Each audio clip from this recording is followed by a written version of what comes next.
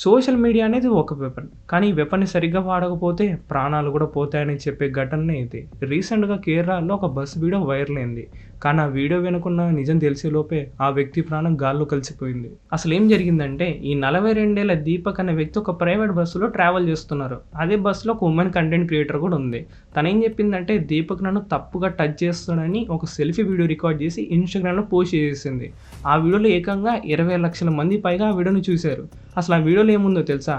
ఫుల్‌గా రష్‌గా ఉన్న ఆ బస్సులో దీపక్ ఎల్బో అనేది ఈ అమ్మాయి ప్రైవేట్ పార్ట్స్‌కి టచ్ చేస్తున్నట్టుగా ఆ వీడియోలో ఉంది. ఏమీ ఆలోచించకుండా లేడీస్‌కి సేఫ్టీ లేదనే క్యాప్షన్‌తో వీడియో ఫుల్‌గా వైరల్ అయింది. కింద కామెంట్స్‌లో వ్యూవర్స్ అందరూ చాలా దారుణంగా దీపక్‌ని తిట్టారు. బూతులు కూడా తిట్టారు.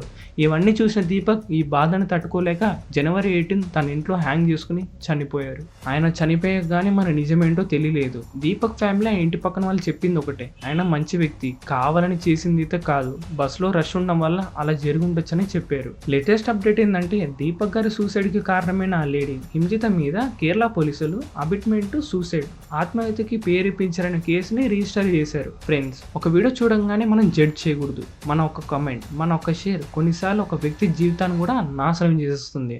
ఈ వీడియో పైన మీ అభిప్రాయం ఏంటో కింద కామెంట్ చేయండి. Let's be responsible and social media. ఇంకా సెలవు మరి. జై హింద్.